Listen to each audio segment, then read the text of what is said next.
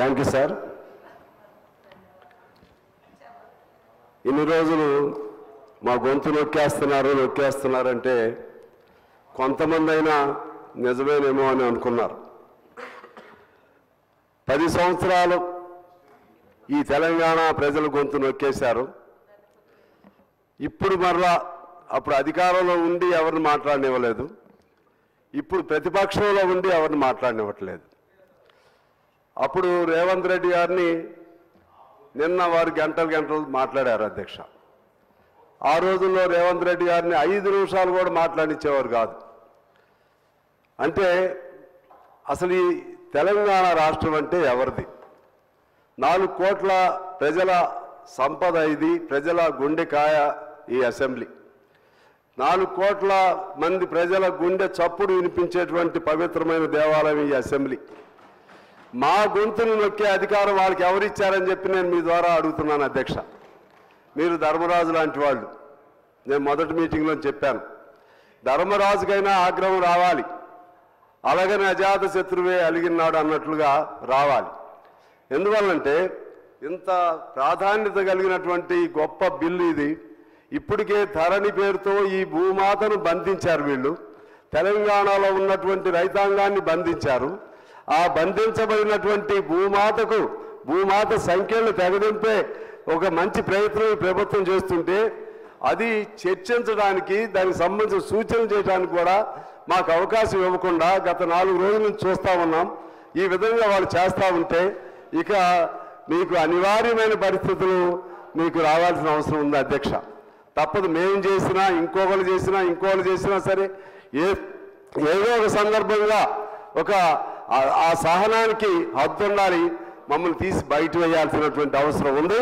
ఇప్పటికే నేను ముందు అక్బర్ గారితో కూడా చెప్పాను, ఎందుకంటే స్పీకర్ గారికి చెబుదాం, ఎందుకంటే ఎంతసేపు ఇలా నడుపుతారు వీళ్ళు, ఎవరిని ఇలా వాల్యుబుల్ బిల్లు మీద చర్చ జరుగుతూ ఉంది, చాలా సూచనలు ఉన్నాయి, మాట్లాడనీయకుండా ఉన్నటువంటి వాళ్ళకి ఏదో దురుద్దేశం ఉంది, వాళ్ళు సస్పెండ్ చేయమనన్నా చెబుదామని చెప్పి నేను కూడా వారికి చెప్పాను అధ్యక్ష. అంటే ఇక్కడ ఒక ప్రధానమైనది నేనేమనుకున్నానంటే, ఇంతకుముందు ఒక రాంగ్ ఐడియాలో వాళ్ళు ఏదో ఊహించుకుంటే ఏదో జరిగిందేమో అనుకున్నా. కానీ ఇప్పుడు అలా కాదు, ఉద్దేశపూర్వకంగానే ధరణిని ప్రవేశపెట్టారని అర్థమవుతా ఉంది. ఉద్దేశపూర్వకంగానే ఆ ధరణిలో జరిగినటువంటి తప్పులు బయటకు రాకుండా చేయాలనే ఉద్దేశంతోనే ఇవాళ కావాలని ఈ తెలంగాణ అసెంబ్లీ సమావేశాలని జరగనీయకుండా వాళ్ళు కుట్ర పని చేస్తున్నారని చెప్పి నాకు ఇవాళ స్పష్టంగా అర్థమవుతుంది అధ్యక్ష. అందువలన వాళ్ళకి ఏదైనా బాధ ఉంటే వాళ్ళు వాళ్ళపైన కేసు పెడితే, కేసు నీ ఒక్కడి మీద పెట్టారా? ఈ దేశంలో నీ ఒక్కడి మీద రండి కేసు పెట్టింది. కేసులు అనేక మంది మీద పెడుతున్నారు కదా. రాహుల్ గాంధీ గారి మీద పెట్టారు, అందరి మీద పెట్టారు, రేవంత్ గారి మీద పెట్టారు, మా స్థాయిలో మా మీద పెట్టారు. మీరు ఎప్పుడు ఇట్లా చేయలేదే. మీ మీద కేసు ఉంటే మీ నాన్నగారు నిరాహార దీక్ష చేశారు కదా, అక్కడ నిరాహార దీక్ష చేయరాదండి. గాంధీ బొమ్మ దగ్గర సానుభూతి అన్న వస్తుంది. 10 రోజులు చేయండి, వారం చేయండి, మీకు చేతనైన రోజులు చేయండి, నా మీద అన్యాయం పెట్టారని చేయండి. ఇక్కడ మా గొంతును నొక్కే హక్కు మీకెవరిచ్చారు? మీ మీద కేసు పెడితే మమ్మల్ని అందరినీ మాట్లాడనీయకుండా చేసే హక్కు మీకెవరిచ్చారు? అసలు మీ పరిధేంటి, మా పరిధేంటి? ఈ రాష్ట్రం ఎవరిది? ఇది మీదా? మీ ఒక్కరిదేనా ఈ రాష్ట్రం? మీ ఒక్కరి పోరాటంతో వచ్చిందా ఈ రాష్ట్రం? మేమందరం చేయలేదా? నేను కూడా 7 రోజులు నిరాహార దీక్ష చేశాను అధ్యక్ష, తెలంగాణ కోసం. జైల్లో ఉండి మరీ చేశాను. 600 కిలోమీటర్లు పాదయాత్ర చేశాను. ఖమ్మం జిల్లాలో తెలంగాణ భావాలు లేని సమయంలో నా పాదయాత్ర కంటిన్యూస్గా 1000 మందితో నడిస్తే ఆ విధంగా తెలంగాణ భావాల్ని ఖమ్మం జిల్లాలో తీసుకురావడం జరిగింది అధ్యక్ష. అందువలన ఆ అంశాలు మేము చెప్పి సమయం మీకు చాలా తక్కువ సమయం ఉంది. ఇప్పుడే నాకు మన శ్రీధర్ బాబు గారు కబురు కూడా చేశారు. నేను జస్ట్ ఐ రీడ్ అవుట్ అధ్యక్ష, మీ సమయాన్ని దృష్టిలో పెట్టుకుని. ఏది ఏమైనా సరే ఇటువంటి ఒక దుర్మార్గపూరితమైనటువంటి ఇంతకుముందు శ్రీనివాస్ రెడ్డి గారు చెప్పారు, నిజంగా ఆయన ఎప్పుడు మాట్లాడేటటువంటి భాష వాడు.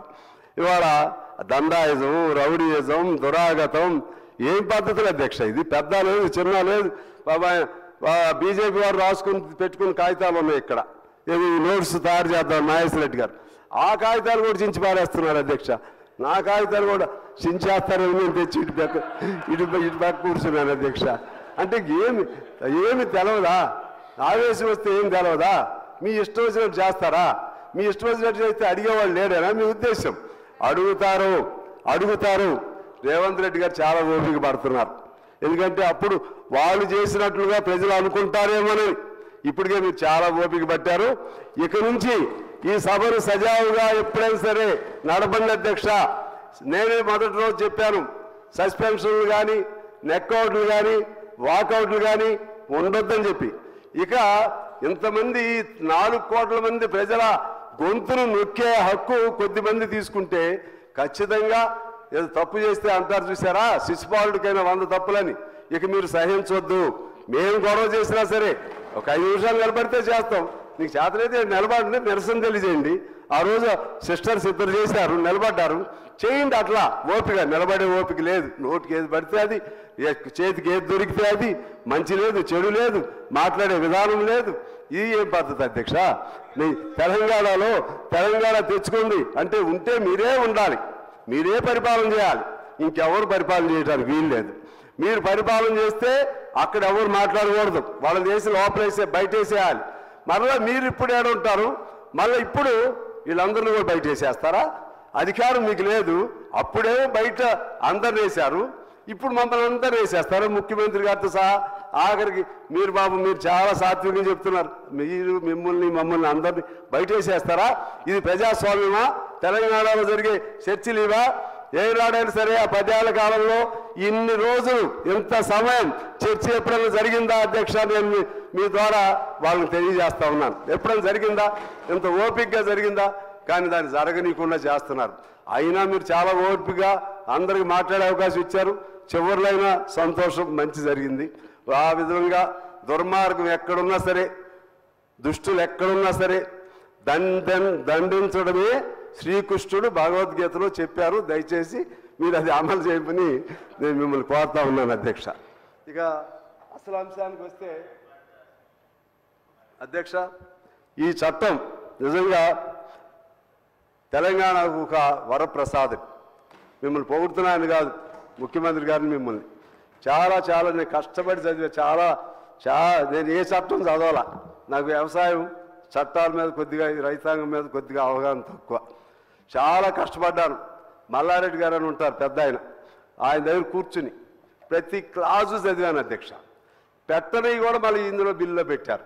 మేమేమి మీకు సూచనలు చేసాము, అమెండ్ చేసాము, అవన్నీ కూడా మీరు పెట్టారు.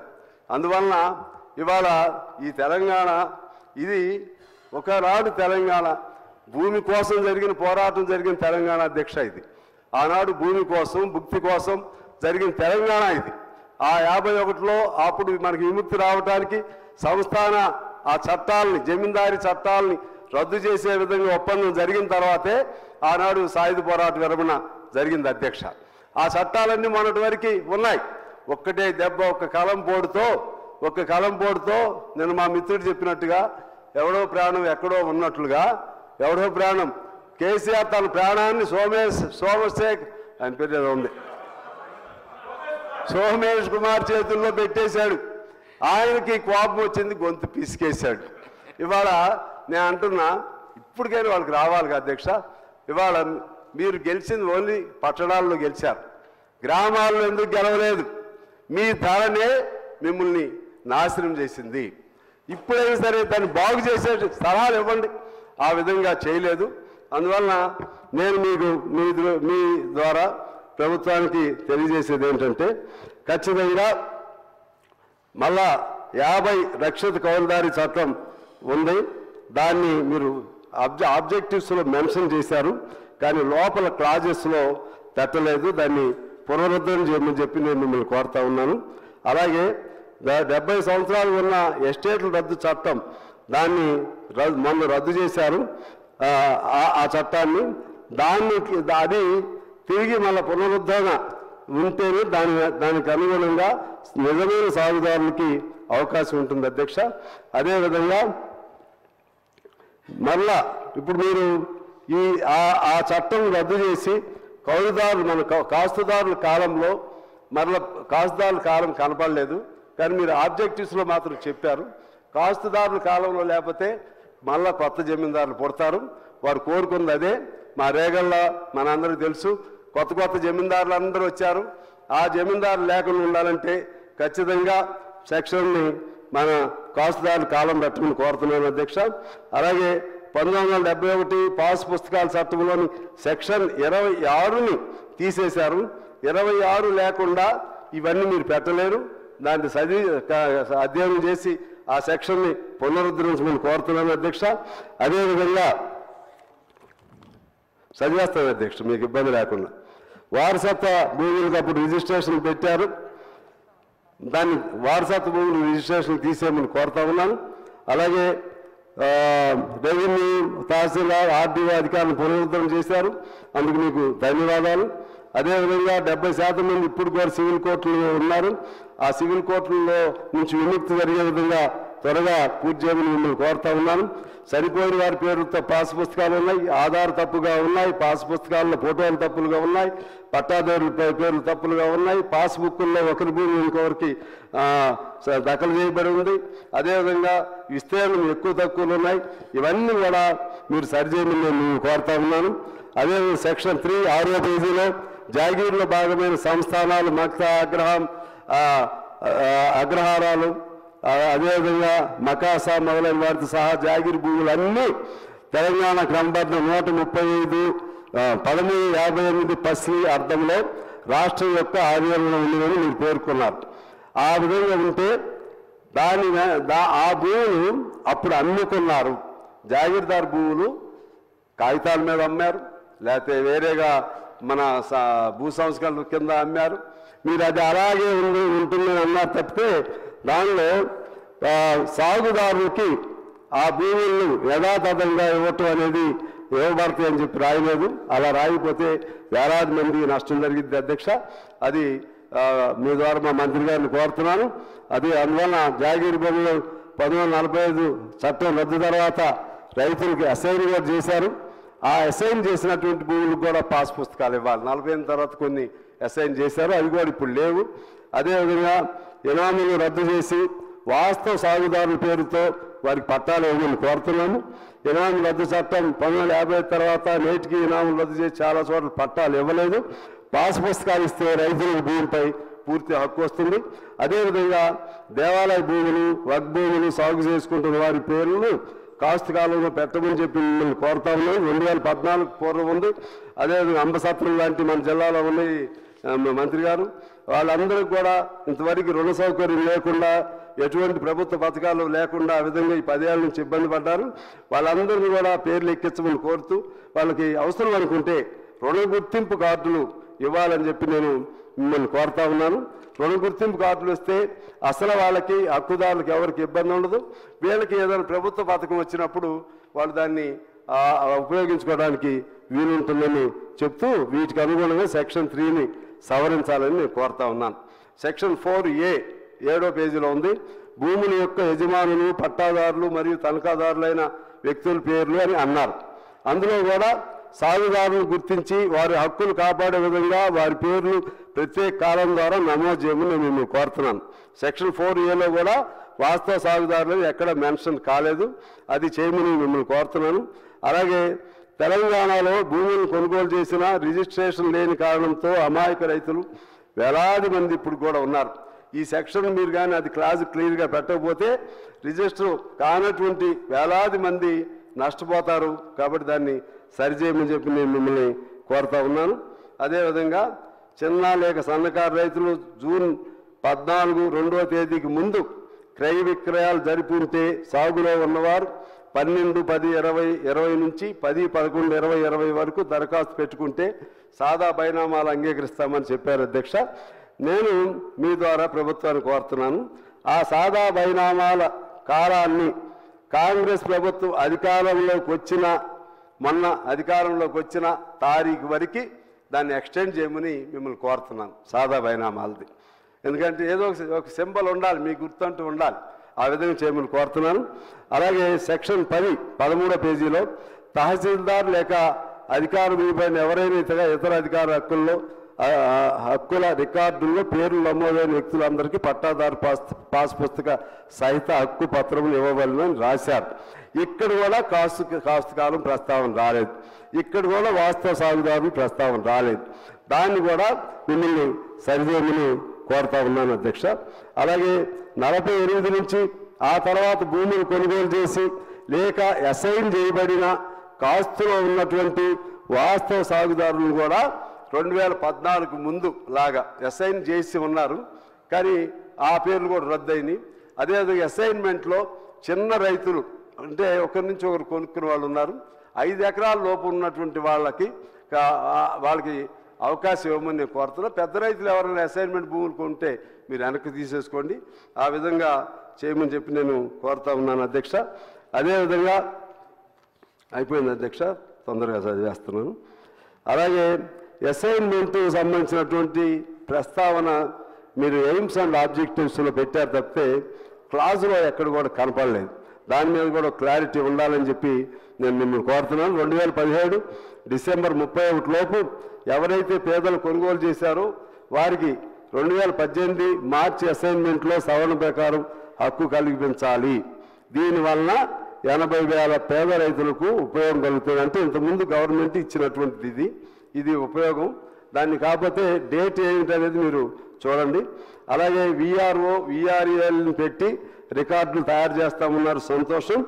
ఆ తయారు చేసేటువంటి ఆ భూములు వ్యవసాయ భూములకు ఒక లిస్ట్ ఉండాలి, వ్యవసాయేతర భూములకు ఒక లిస్ట్ ఉంచాలి అని మిమ్మల్ని కోరుతున్నాను. ఎందుకంటే 1,63,00,000 ఎకరాలు టోటల్గా ఉంటే అందులో 45 లక్షల ఎకరాలు నాన్ అగ్రికల్చరల్ భూములు ఉన్నాయి.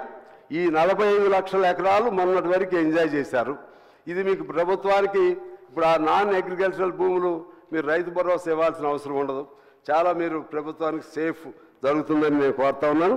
అదేవిధంగా గిరిజన గ్రామాల్లో గిరిజనులకు కూడా రిజిస్ట్రేషన్ జరగడం లేదు. అందువలన అది ఎలా చేయాలో మీరు ఒకసారి ఆలోచన చేయండి. సీతక్ గారికి కూడా తెలుసు, గిరిజన గ్రామాల్లో కూడా గిరిజనులకి రిజిస్ట్రేషన్ జరగట్లేదు.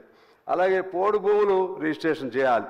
గిరిజనేతల రైతులు అయినా సరే సాదా 70కి పూర్వం 1970కి పూర్వం రిజిస్టర్ కాని వాళ్ళు గిరిజనేతల రైతులైనా సరే వాళ్ళ సాదా బైనామాలను అంగీకరించవలసిందిగా నేను మిమ్మల్ని కోరుతున్నాను.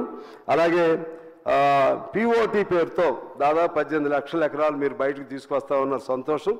అందులో భాగంగా మన పాల్వంచలో 999-817-727-444-445 వీటి కింద కొన్ని వేల ఎకరాలు, దాదాపు 1000 ఎకరాలు ఈ 10 ఏళ్ల నుంచి రిజిస్ట్రేషన్ లేకుండా ఆ ఊరంతా కూడా నాశనమైంది. మీరు కూడా హామీ ఇచ్చారు ఆ రోజు, దాన్ని కూడా మీరు బయటకు తీసుకురావాలని చెప్పి నేను మిమ్మల్ని కోరుతున్నాను అధ్యక్ష. అదేవిధంగా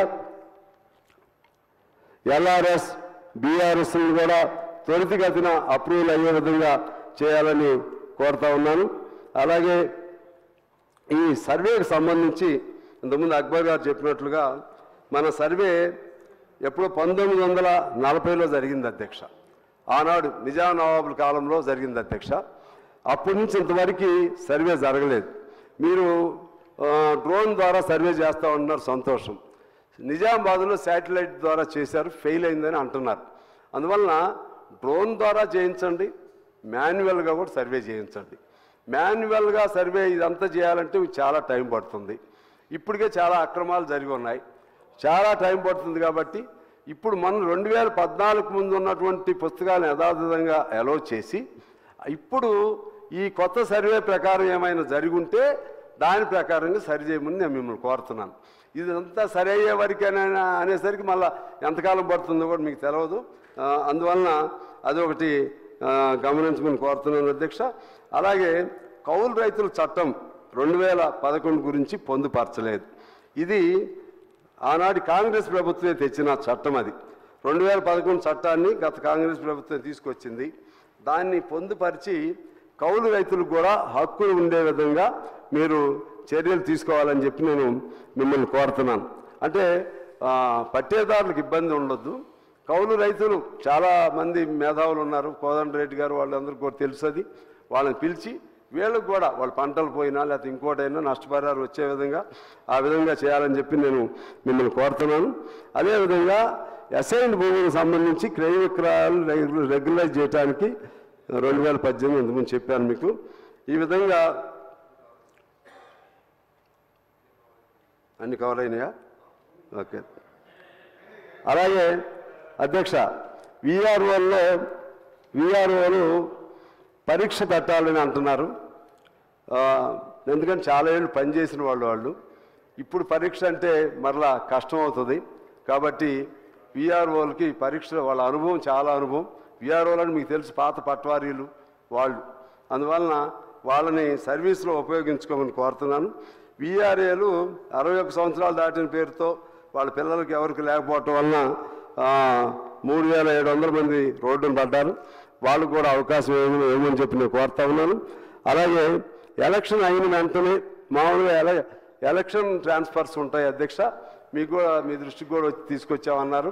14 నెలలు అయింది. ఎంఆర్ఓలు ఎండిఓలు ఎవరు ఎక్కడాళ్ళు అక్కడే ఉన్నారు తప్పితే వాళ్ళ యథాతథ స్థానాలకు వెళ్ళలేదు. అదొకటి చూడవలసింది కోరుతున్నాం.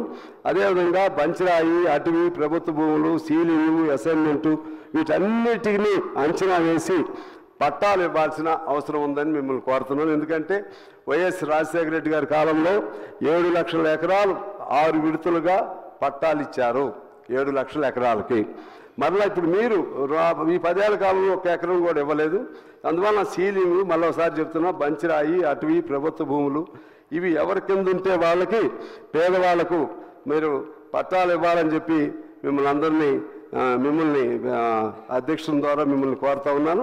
అదేవిధంగా కోనేరు రంగారావు కమిటీ సిఫార్సుల్ని అమలు చేయటానికి ప్రయత్నం చేస్తున్నట్టుగా ఏమి మెన్షన్ చేయలేదు. కోనేరు రంగారావు సిఫార్సులు కూడా చాలా వాల్యుబుల్ సిఫార్సు ఉన్నాయి. వాటిని కూడా మీరు కవర్ చేయాలని చెప్పి కోరుతూ ఆఖరిగా ఒక మాట చెప్పి నేను సెలవు తీసుకుంటాను అధ్యక్ష.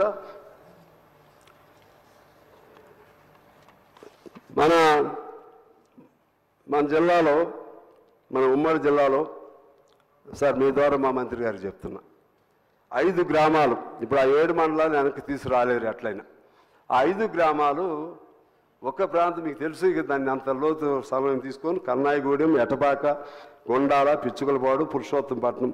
దానివల్ల ఎక్కడ ముంపు లేదు, ఎవరికి ఇబ్బంది లేదు. కాకపోతే ఒక చోటే ఉండి వేరు రాష్ట్రంలాగా అయిపోయింది. ఒక దారి వస్తుంది దానివలన. ఒక మండలం నుంచి మళ్ళీ ఇంకో తెలంగాణలోని మండలానికి వెళ్ళాలంటే ఈ 5 గ్రామాలు ఆంధ్ర గ్రామాలు మధ్యలో అడ్డు వచ్చినాయి. మీరు మన ముఖ్యమంత్రి గారిని కోరుతున్నాను, ఆ ముఖ్యమంత్రి గారితో మీరు మాట్లాడి దాన్ని ఎలా పద్ధతుల్లో దాన్ని సెటిల్ చేయవలసిందిగా నేను కోరుతున్నాను. ఖచ్చితంగా వారు కూడా ఒప్పుకుంటారని నేను భావిస్తూ ఉన్నాను అధ్యక్ష. అదేవిధంగా భూమి లేని, ఇల్లు లేని నిరుపేదలు ఈ రాష్ట్రంలో మీరు వెనకడి నుంచి తీసుకోండి. మీరు అప్పుడు అసెంబ్లీలో మాట కూడా ఇచ్చారు. అటు దేవాలయ భూములు, ఇప్పుడు ఈ పేదవాళ్ళు లేకపోతే నిన్న శ్రీధర్ బాబు గారు కూడా చెప్పారు, అంజయ్ నగర్, అలాగే మన జనార్దన్ రెడ్డి నగర్, ఆ విధంగా మా చాలామంది గిరినగర్ అని ఆ పేరు ఈ పేరుతో మగ్దుమ్ నగర్ అని కొన్ని వందల కాలనీలు కమ్యూనిస్ట్ పార్టీ ఆధ్వర్యంలో వేయటం జరిగింది ఇక్కడ సిటీలో, వరంగల్లో, అదేవిధంగా చేవెళ్లలో, అలాగే మేడ్చల్లో, రాష్ట్రంలో అన్ని చోట్ల. మేమే కాదు, ఎంఎల్ పార్టీ వాళ్ళు వేయించారు, సిపిఎం వాళ్ళు వేయించారు అధ్యక్ష. ఎవరికి ఇబ్బంది లేకుండా, మీకు పైసా ఖర్చు లేకుండా వాళ్ళు ఉంటున్న వాటికి మీరు ఆల్రెడీ 58, 59 ఏదో ఉంది, అవి ఆపేశారు, హోల్డ్లో పెట్టారు. మళ్ళీ 59 రీఓపెన్ చేసి ఎవరు ఉంటున్నారో, ఎవరుగా పేచి ఉన్న భూములు కాదు, మీకు వాళ్ళ దేవాలయం ఉన్న కొన్ని భూములు ఉన్నా సరే ఆ దేవాలయ భూములు ఈ పాటి మింగేసేవాళ్ళు వీళ్ళు లేకపోతే అటువంటివి. అలాగే చెరువులు పనిచేయకుండా ఉన్నటువంటి భూముల్లో వేసుకునేవాళ్ళు, చెరువులు మూత అయిపోయింది చెరువులు, ఆ ప్రాంతాల్లో ఉన్న ఇవన్నీ కూడా మీరు ఆలోచన చేసి వాళ్ళందరికీ కూడా పట్టాలు ఇప్పించి సాధ్యమైతే ఇందిరమ్మ ఇళ్ళ కింద ఇళ్ళు కట్టిస్తే మీ హయాంలో వాళ్ళందరూ కూడా, ఎందుకంటే కొన్ని లక్షల మంది, ఇప్పుడు నేను చెప్పినవన్నీ కూడా మళ్ళీ ఒకసారి విడివిడిగా మీకు రాసిస్తాను ముఖ్యమంత్రి గారు, ఆ విధంగా చేయండి. చాలా మంచి పేరు వస్తుందని చెప్పి తెలియజేస్తూ మరొకసారి నేను హడావుడిగా ఎక్కువ చెప్పాలనుకున్నాయి, ఎందుకంటే మీ సమయాన్ని దృష్టిలో పెట్టుకుని ఏది ఏమైనా సరే మీ ఓపికకి నా ధన్యవాదాలు, కృతజ్ఞతలు తెలియజేస్తూ, ఓపిక, సహనం ఇక చాలు ఇక మీరుగా ఆ స్థానాన్ని మళ్ళా మీరు స్పీకర్గా ప్రవర్తించి తెలంగాణ ప్రజలకు న్యాయం చేసే విధంగా ఎవరు అక్రమంగా అన్యాయంగా అల్లరి చేసినా సరే ఫ్యాషన్ ఇది విద్యార్థుల వాళ్ళు కాగితాలు ఏంటి అధ్యక్ష అది చూస్తుంటే బాధేస్తుంది కాగితాలు చించుడేంటి మీద ఇటువంటి మీ మీద వేయటానికి ప్రయత్నం చేయటమేంటి అటు మధ్యలో వచ్చి మంత్రి గారి దగ్గరికి ఆయన మీద దాడి చేయడానికి ప్రయత్నం చేయటమేంటి మధ్యలో సందుల్లో నుంచి దాటి హరీష్ రావు గారు సందుల్లో నుంచి దాటి అప్పుడెప్పుడు తెలంగాణ ఉద్యమం అప్పుడు చూసాం తెలంగాణ అప్పుడు గవర్నర్ అది ఇప్పుడు పరాయి పాలన ఉందా లేదా ఎవరు ఉంది ఇంత ఈ అన్యాయమైన పద్ధతులు మేమైతే ఐఎమ్ టోటల్లీ ఫెడప్ సార్ మీరు కైండ్లీ ఇక్కడి నుంచి జాగ్రత్తగా ఉండమని కోరుతూ మీ అందరికీ హృదయపూర్వక నమస్కారాలు